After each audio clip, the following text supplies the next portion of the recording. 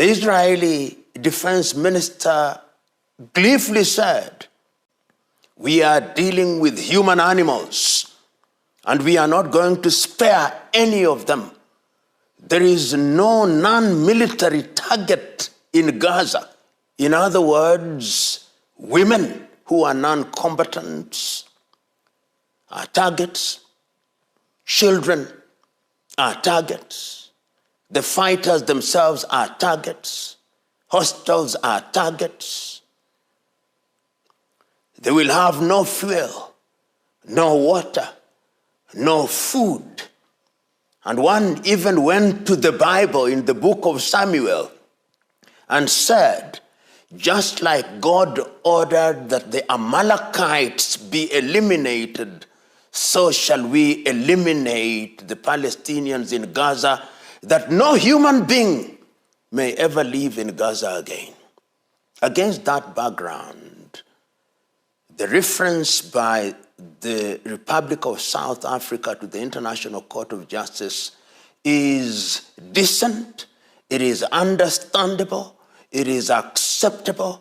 I've read and reread the 84-page document. It is one of the most well-prepared documentation presenting evidence of what constitutes the crime of genocide. There'll be no peace that they desire and deserve. But it has not been easy, because within the Israeli government, there are those who hold the view that the Palestinian state should not exist. And within Palestine, there are those who hold the view that Israel should not exist.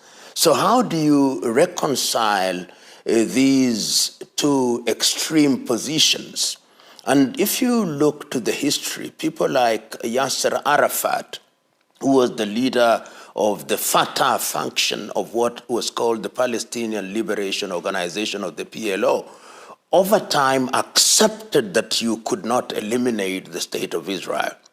But they are extremists whose clarion call is that we must eliminate Israel.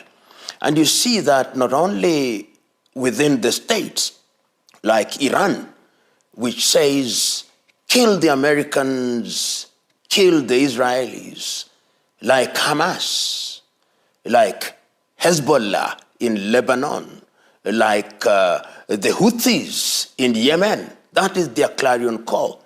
And in such a situation, Israel is always on the defensive. So going forward, one must then agree that in order to ensure that sustainable peace is achieved, the only thing that we must do as the rest of the world is to midwife a two-state solution. Easier said than done because of the extremists, but I believe that the solution lies in the middle.